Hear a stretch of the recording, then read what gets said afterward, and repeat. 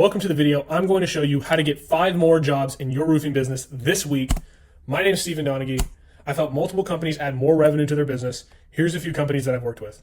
By the end of this video, you'll have the tools you need to close 5 to 10 more deals this week. If you don't believe me, watch the end. I've used this in multiple different businesses, in multiple different niches, and I've been able to close 5, 10, 15 more jobs in just a week from these simple techniques. Does this sound like your business? Are you constantly checking every roof that estimators and salespeople sell before accepting the job to make sure that it is what they say? Are you where the buck stops, being a nice guy, allowing everyone else to get paid before you, leaving you with a few nickels rubbed together? Do you catch yourself walking with a 70-pound bundle of shingles on your shoulder while on an incline worrying about where your next roof job is going to come from? Does your phone get constantly bombarded with texts and emails from customers, employees, adjusters, insurance companies, and suppliers with seemingly unimportant questions? Do homeowners watch your crews and micromanage because they think they're general contractors? Do you give quotes only to be undermined by your competitors with lower prices? Does your average day sound like this? Do you wake up at the crack of dawn and rush from one job site to another, making sure your crew has everything they need? You find yourself micromanaging every task because without constant oversight, mistakes happen. Your guys slip up and blame the new hire, leaving you to pick up the slack. Under the scorching sun, you've been up on the roof doing 80% of the heavy lifting because your team's productivity plummets in your absence. Your sales guys won't stop pestering you. Each job they send your way is a potential disaster because they've skipped the paperwork because they're fixated on commission. When you finally make it to the inspection, that homeowner doesn't even answer the door. You head back to the job site only to find your trailer improperly hitched. 4 miles later, you narrowly avoid an accident due to your crew member's negligence. Back in the office, your marketing team is busy making irrelevant TikToks and half the office staff is out to lunch. You sit down with a public adjuster who has no clue what he's talking about, wasting more of your precious time. Calls from your team incessantly interrupt you with, "Do you have a second?" The pressure mounts as you worry about securing your next job to keep your team employed. Every day, your operating cash flow dwindles, drained by ineffective marketing strategies. As the day winds down, you've barely eaten. You're running on fumes. You're faced with mountains of paperwork that needs your immediate attention because there's no one else to handle it. The phone rings nonstop with suppliers needing approval, clients asking for updates, and team members who needing guidance. Your stress levels are through the roof, no pun intended, and there's no end in sight. When you finally get home, you're too exhausted to enjoy personal time. You collapse in bed knowing you'll have to do it all again tomorrow. What if there was another way? What if you could not only create an ecosystem for selling, but also for scale, doing the things that you want to do? So what that looks like is working on the things you want to when you want to work on it. Your phone is quiet and you don't have pointless meetings. So you're not getting bombarded by employees and BS calls from clients and people trying to sell you stuff, right? Your calendar is booked with inspections all day, every day. You have more time in your life for family and hobbies. You have the proper system in place to scale a business 2 to 3x in the next 3 years. And you aren't hopping on hot roofs all day and micromanaging teams. Here's the 2 things you need in order to achieve this business model. You need to first get more qualified buyers. And then secondly, you need to generate referrals on autopilot. So let's go over how to get more qualified buyers. There are 3 steps to doing this. You need to find the right audience, speak to the right audience about their pain or problem, and put the message in front of them. These 2 steps alone will not help you beat just 80% of your competition or even 95%, but 99% of your competition. Here's what we do to find the right audience. Who's your target audience? What is their name? What do they like to do? Where do they live? What neighborhoods do they live in? What kind of income do they have? How big is their house? What are their biggest fears? What is their desires? Now, really think about this. It will take some time, but it's worth it. They aren't thinking about getting their roof replaced. Let me make that very clear. I see this happen all the time. People try to find their audience. What ends up happening is they think their biggest fear is that their roof will cave in. That's not your audience's biggest fear. Your audience's biggest fear is more deep than that, right? It's psychological. It's not about the roof itself. If you want more help finding the right audience, I have a video on my YouTube channel. The link will be underneath this video after you finish watching, so you can go take a look at that. Step 2, sending the message. This is the offer. If you're offering a free inspection or a 35-year guarantee, you're doing it wrong. Roofing is a very competitive industry, and offers like free inspection just won't cut it. I always say this, selling an inspection is like selling a hammer. Like nobody wants to buy a hammer. Nobody wants a hammer. They want results. They want that new cabinet. They want that swing set for their daughter. They want that playhouse for their daughter. They want that bookshelf built, right? There's things that people want. This is why they buy hammers. They don't just want a hammer. No one's walking around saying, "Oh, I want my hammer. I can't wait to get a hammer," right? And this is something that I say all the time, but I don't want your water because it's from a glacier. I want it because I'm thirsty. People have a problem. I don't care if your water's from a glacier in Iceland. I have a problem. I'm thirsty. I need water. So this is how we build that offer. We work with these 5 principles right here. Pain. What pain are you solving for your client? Pleasure. What does your client expect from your service? Labor. How much work do they have to put in? Information. How much information do they need in order to get started? Price. Assuming they never fix the problem, what would they pay to go back and fix it? When you answer these 5 questions, you can get 1 sentence of what your offer is and place that in front of the proper audience. Okay? You want to figure out what pain you're solving for this client. It's not putting on a new roof. It's the fact that maybe if their roof has hail damage, they might have to spend hundreds of thousands of dollars on home repairs that they don't want to pay for. And so if you're able to get up on their roof and give them a free inspection, you might be able to prevent that from happening. That's just one example. Okay. But then how do you phrase it in a way that gets people interested in what you're selling? They want their problem solved. They want to live a happy life. So how does your product make their life happier? They're not happier because they have a new roof. They're happier because of the psychological fix that you made in their mind for them. All right, so step 3 is that once you've built the offer, you need to put the offer in front of the right person. The best way to do this is to advertise with paid media on Facebook, Google, and any other medias that support advertising. Paid advertising allows you to scale your business quickly and efficiently without wasting time. If you've tried ads in the past and it didn't work, here's a few reasons why it didn't work. You had the wrong offer, you spoke to the wrong audience, didn't test them long enough, didn't test enough creatives, so you didn't put the right graphics and videos and images in front of the right audience, and you didn't have a long enough budget because maybe you weren't willing to wait. And that's okay. I'm sure you know who Alex Hormozi is. I heard him say this, and this changed my life. We vote in dollars for the things we care about. If you're an entrepreneur, you vote in dollars to fit that identity. And so in order to fit that identity of an entrepreneur, you pay for that. You pay to be an entrepreneur. You pay to play. If you care about what other people think about you, you might go buy a nice car. If you care about going and hanging out with your friends, you might go get drinks. But if you want to be a business owner and you want to scale and you want to have a big company, then put money back into the business.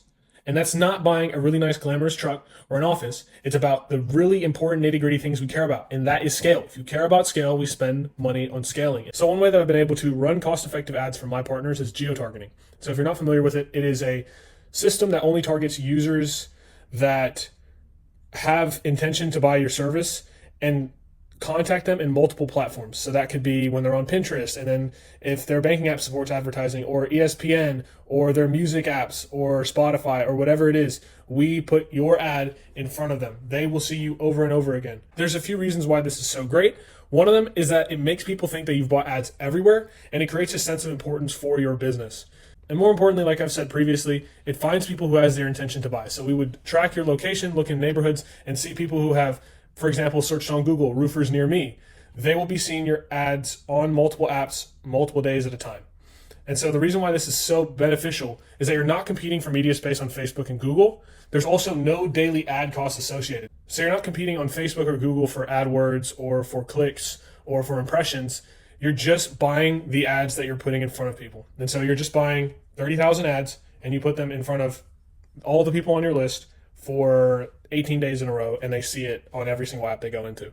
This also creates a psychological connection from your business to them. They see you more times. You're not competing for media space on Facebook. And here's the thing too, is not a lot of people know about this strategy. So a lot of people use Facebook and Google. While there's nothing wrong with Facebook and Google advertising, there's plenty of other platforms. I think 99% of platforms are not advertised on as much as Facebook and Google. And it's because people just aren't aware of how to get their ad on those platforms. And so if we can target, say you want to target a specific neighborhood, we target that neighborhood with your ads. They will see your ads wherever they go. And so this also helps us target the people who need your service now. Instead of targeting everyone, anyone can see your ad on Facebook, but only certain people will see your ad when it pops up on their Pinterest or on their music feed or on their game app. They will see your service and it'll make you stand out from the crowd. So now that we've gone over how to get more qualified buyers, we're going to talk about how to generate referrals on autopilot. Imagine this. Imagine if every single job you brought in brought you 7 more jobs every single time. That would mean that your ROAS would increase by 7x. I've missed a step, and I see plenty of people miss this step all the time. Not asking for referrals, not calling old clients and asking them for referrals. And what ends up happening is you leave hundreds of thousands of dollars on the table just for not asking people for referrals. So here's how we do it. This is the step-by-step process. Get a list of your customers on Excel and download that Excel sheet as a CSV file. Then you want to upload them into a mailing software or CRM. And then step 3, you message your current customers and tell them about your referral program. So here's a couple of ideas. Give your customers a $50 gift card to wherever you choose. So Amazon, I usually do Amazon, but you can do like a local restaurant or a bar or whatever the case is, Target, whatever you want to do, in exchange for contact information or a closed job. So if you send this message to Sally and Sally's friend Mary gets her roof replaced, then Sally would get a $50 gift card. The second option is to invite previous customers to a potluck or charity event where they can get in for free if they bring a friend or some incentive. And then you gather the friends' details at the event. And so you say, hey, we're having a potluck. Bring your friends and family. If you bring your friend, you will get a discount for XYZ. Or for every one of your friends that you bring, we will give an additional $20 to the charity, whatever the case is. And so it gives people an incentive and a reason to bring their friends, and then you gather their friends' details at the event. And the third one is to partner with other companies in your area and give previous clients discounts if they refer a friend. So if you have like a local sports bar, you can partner with that local sports bar. So you can reach out and say, hey, John, we just partnered with Sand Sports Grill, and we're offering a 10% discount on all appetizers if you refer a friend. These are just a few ideas that I came up with off the top of my head, but be creative. There's plenty of different referral programs you can create. Just a tip, when you ask someone for a referral, make sure you ask, who do you know, instead of do you know anyone? Because if you ask, do you know anyone, people can say no and then move on. Or they can say yes and not give you information. But if you say, who do you know, that incentivizes an answer of a person with a name. And so that can change your results for your campaign. Hardcore. If you ask, who do you know, instead of do you know anyone, you can actually get a name from the person you're speaking to. So here's a couple script ideas, and I would write these in a text message. Hey, John, this is Steven from XYZ Roofing. Hope everything's well. Quick question. Who do you know that needs a free roof inspection? Or who do you know that maybe might need a new roof? Giving away free $50 Amazon gift cards for referrals. Or instead of for referrals, you could say for supporting our business, right?